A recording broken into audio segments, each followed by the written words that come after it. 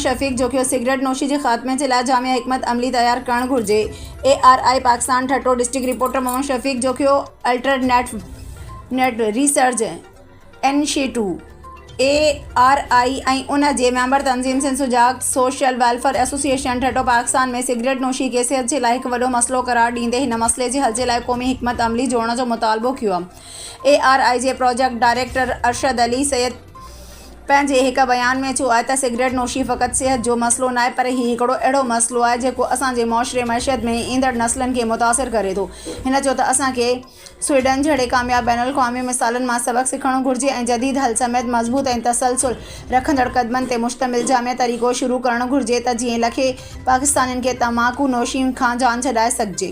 पाक ऐं सेहतमंद ज़िंदगी गुज़ारण में उन्हनि जी मदद करे सघिजे। हिन चयो त मुल्क में 3 करोड़ 10 लख खां वधीक माण्हू मुख़्तलिफ़ शिकिलनि में तंबाक जो इस्तेमालु कनि था, जंहिंमें अध खां वधीक सिगरेट पीअनि था। तंबाकू जे इस्तेमाल सेहत लाइ तमामु ख़राब ॾींदड़ नशो आहे जंहिंसां कैंसर, दिलि ऐं साह जे मर्ज़ जहिड़ियूं क़ाबिले इलाज बीमारियूं पैदा थियनि थियूं जेकी साइंसी तौर ते साबित थियल ऐं दुनिया में मञियल बीमारियूं आहिनि। Mohammad Ibrahim Hejab, president Sindh Sujag social welfare association district Thatta. हमारी तंजीम एक पाकिस्तान लेवल पे इदारा है, अल्टरनेटिव रिसर्च इनिशिएटिव, उसके साथ तंबाकू नोशी के हवाले से काम कर रही है। हम अवेयरनेस के हवाले से काम कर रहे हैं और हुकूमत से भी हमारा यही मुतालबा है कि जो तंबाकू नोशी के हवाले से जो लोग सिगरेट या तंबाकू का कोई भी नशा करते हैं तो ऐसी पॉलिसी बनाई जाए गवर्नमेंट की तरफ से कि उनको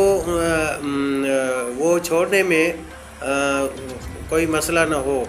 इसके हवाले से ऐसी पॉलिसी बनाई जाए ताकि उनकी सपोर्ट हो जाए और उनको ये तंबाकू नोशी के हवाले से जो आदत है वो तर्क कर सकें, क्योंकि ये तंबाकू नोशी के हवाले से